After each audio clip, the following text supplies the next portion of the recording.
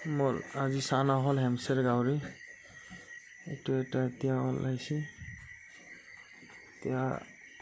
ৰাতি 1টা বজা 1 2 3 4 5 6 7 7টা হ'ল বৰ্তমান দুধ খাই আছে চাওক